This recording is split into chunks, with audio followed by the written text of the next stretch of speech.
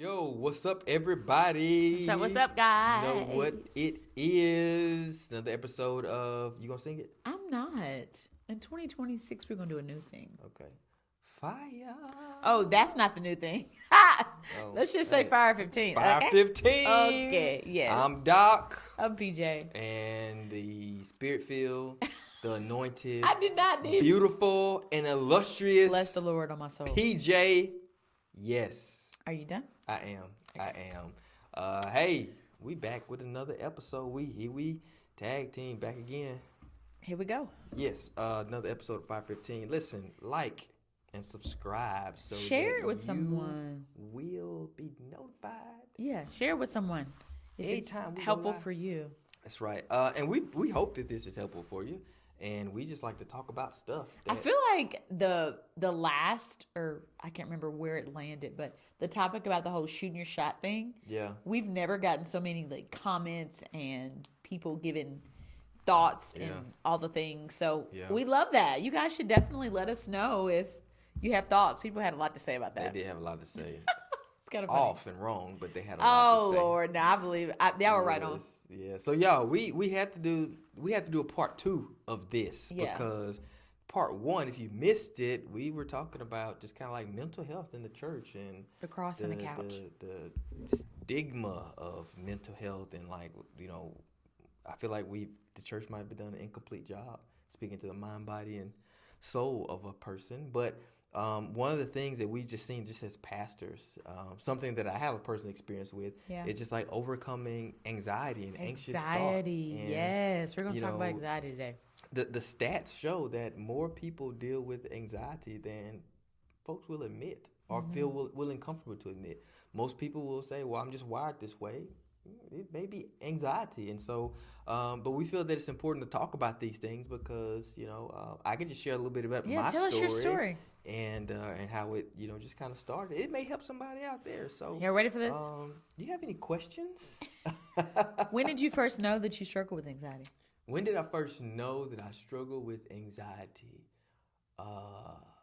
Knowing what to call it or first experience? I didn't realize what it was until I was probably in my early 30s. Okay. What did you think it was? I thought I was dying. To be honest, that's what I thought it was. I thought I was getting ready to check up out of here.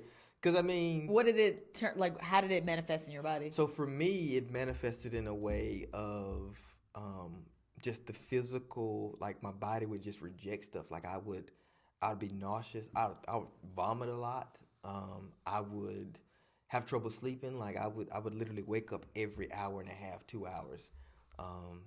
That's what it looked like. It looked like losing a lot of weight. It looked like emotional unsettledness because instability. Because when you think you're dying, you just like what is it to hold on to? You know what I mean? Like eating ain't important. I think I'm about to die. So, but yeah, did you go to the doctor to get checked? Oh, you trying to be funny. You got jokes on this 515. I wasn't laughing. I wasn't trying to be funny. I was trying to just... Did I go to the doctor? You know what? That's when my worst fears came true. What? When I went to the doctor. Oh, yes. So I started going to the doctor. Started going to the hospital, emergency room. And they were like, Mr. Bradford, there's nothing wrong with you. And I'm like, y'all incompetent. All y'all. Like, how y'all go back to school. Who gave you a degree? How you get a degree? But then my worst fears became prevalent because I was like, my worst fear is to die from something that don't nobody know what it was. And then after that, they be like, oh, yeah, we missed it. And so now I'm going and getting all these full body scans, and they putting the stuff in you to make your body hot. I've never experienced that. Well, you go into this life-size dome. They lay you on your back like you in a coffin. And then they put hot stuff in your veins so it can reflect. Like is it a CT scan or something? It's a full body scan. Oh. And listen, I'd had a lot of these, so I can speak from this experience because I thought I was dying. What's the scan called?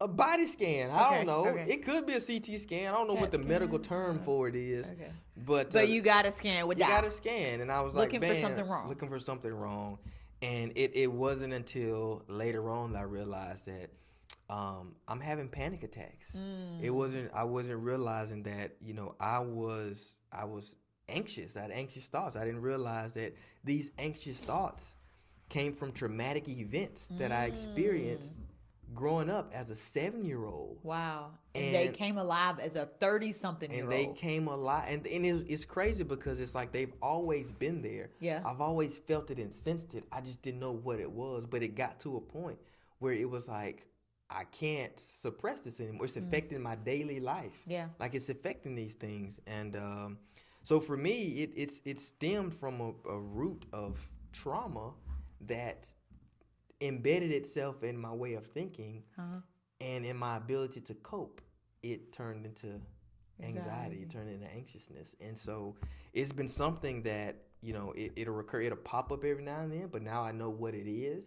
I got language to it. Yeah. And it just, you know how to fight a little differently. Yeah. You know how to fight. My question for you is, since you want to put it all on me, in loving someone. Well, let me just say this. So I want to talk about that, but it's interesting because I've had anxious moments as well, but we are so different. Yeah. I think you can tell when I'm overly anxious, but I can tell a little bit. I'm not quiet ever. Well, that's not true. I'm a pretty quiet person, right? Don't look at me like that. And so if I get quiet, I go inward with my thoughts, and then I kind of have to try to pull myself through. And then you'd be like, hey, are you okay? And so sometimes you have to bring me back on the side. But I've never lost sleep. Yeah. I've never threw up. I've never felt sick, never gone to the doctor. So it's like, if we're talking about a scale from 1 to 10, every now and again it's a 2, probably because I'm overwhelmed. I got too much going on. Need to just calm down. But for you, it's a 10. Like I never experienced that. So I also struggled in supporting you because I didn't get it. I'm like, just take some off your plate. Just go for a walk, because these are things I do. Just go sit in the presence of God and literally sit at his feet. You ain't right.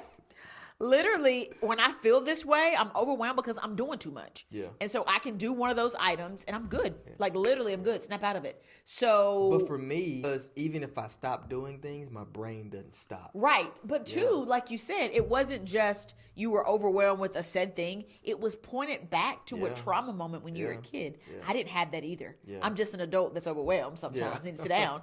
I didn't have a trauma point connected. So insert segment here. Is so important to know that feelings buried alive don't die. That's right. And people talk about healing the inner child. Like there are things that happened to you when you were young that you just got over, but you didn't heal through, and it will pop back up at some point. That's right. And so you realize that it was something that in our minds, if we look at it now as adult, it was seemingly minute, but it impacted you so much when you were 7 that it came back alive and it began to affect how you process things and how you dealt with things today. Yeah, because I think the truth of the matter is your body will tell on you. Your body keeps score. It keeps score.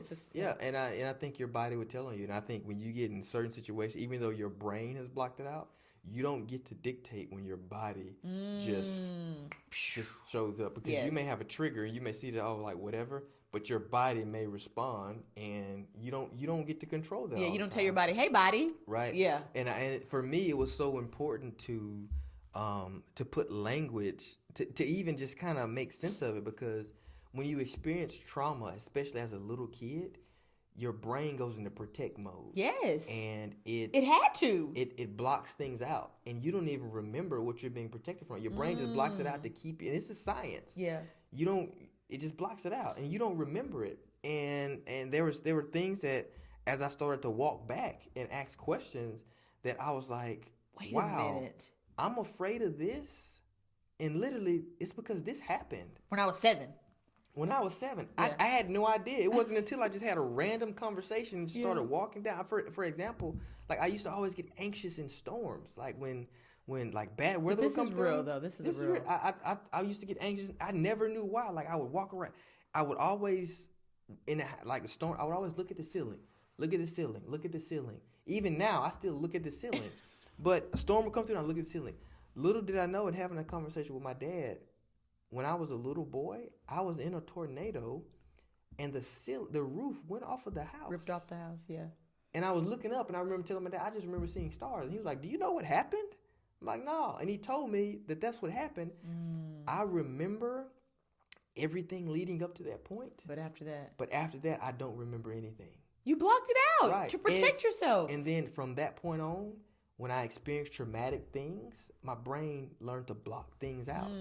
And there were a lot of things that were blocked out that I didn't remember. So people do that. People do you that. You probably can identify some things, or you say, I was just 7.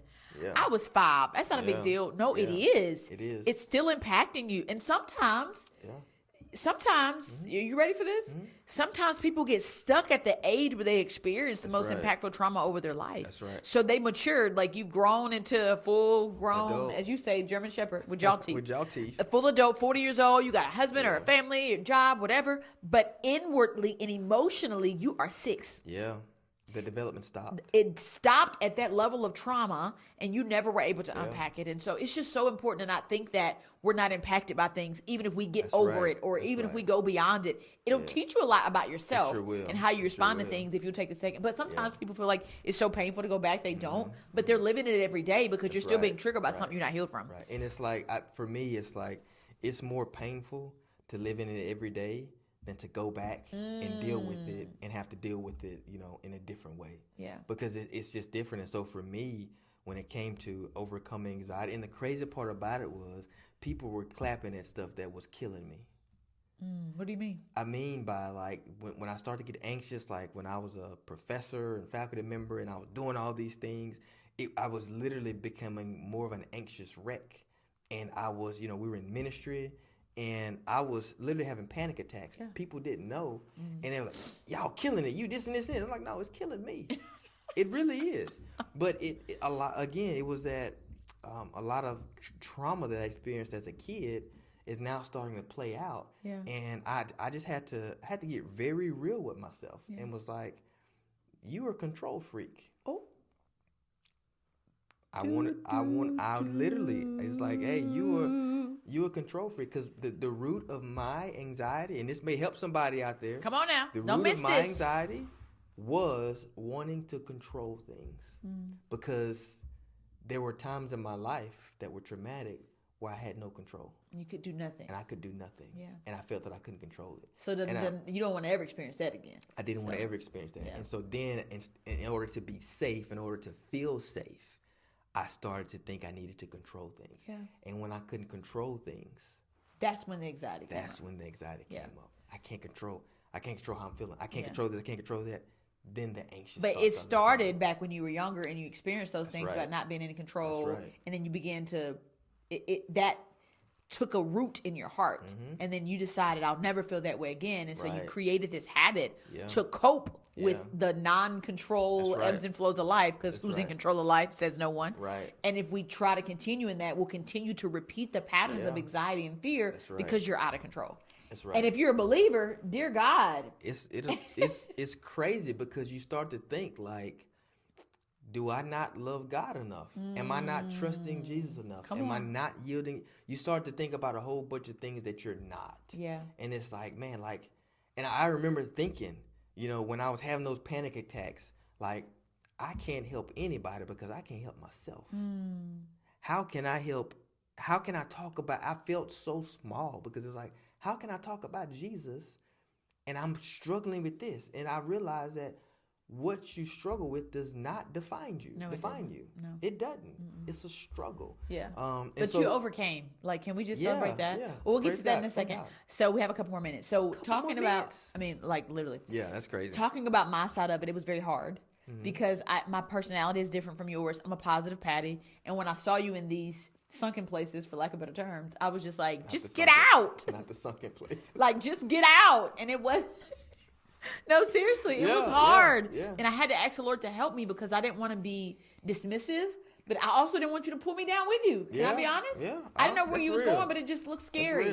And so I prayed, tried to give you space, and then you would run me down through all these things. Okay, babe, it's not this, it's not this. I'm like, babe, the doctor said you would pull back up your report. Okay, babe, they said these. I'm like, you're healthy.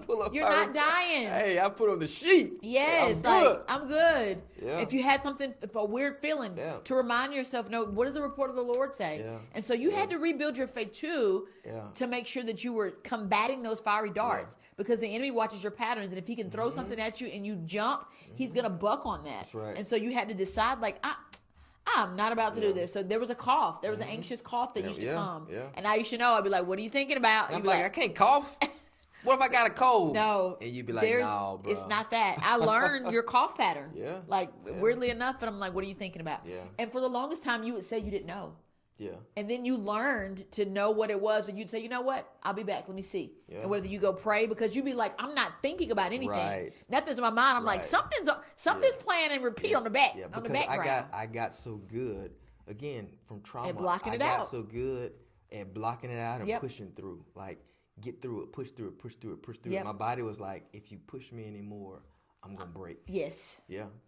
But I'm so grateful that the Lord sent me you stop it. To help me in those moments, because I couldn't help myself and I had to rely on you. I hope I was helpful. Was I helpful? I don't know that I did it all right. Well, it was weird, y'all. It was weird. I think, especially in someone that someone that's choosing to love someone that's dealing with anxious thoughts and anxiety, that can be tough, because sometimes you be like, hey, if you don't know, then I don't know, then I'm just let you figure it out. Yeah. But the worst thing you want to do is be left alone. That's right.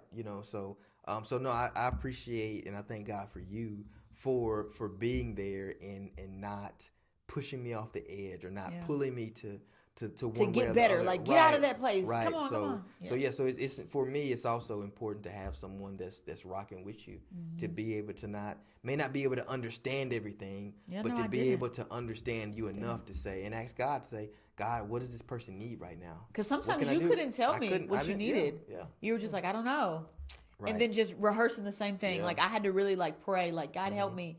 I don't want to push him away. Like it was a challenge, but we overcame. We did.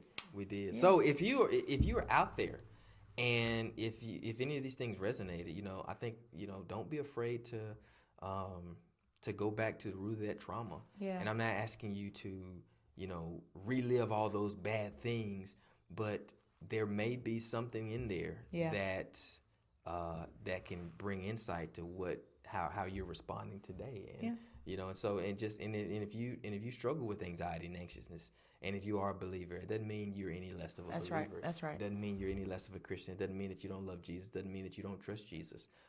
It just means that you're human.